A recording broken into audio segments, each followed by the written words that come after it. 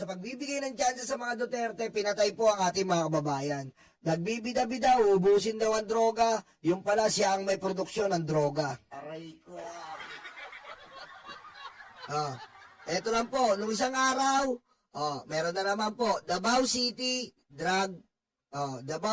by bus. Nung isang araw po, nakahuli ng 1.6 million na droga. Nung nakaraang araw, meron pong 1 million na droga. Ngayon po, nakahuli na naman po ng droga sa Davao. Ayan po mga Duterte, na kahit ayaw nila aminin, ang droga po talaga nanggagaling sa Davao.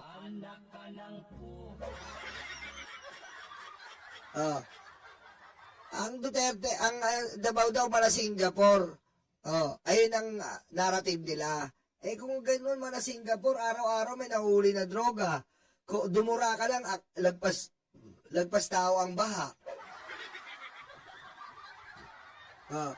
Ba't mo susuportahan yung mga taong ganyan?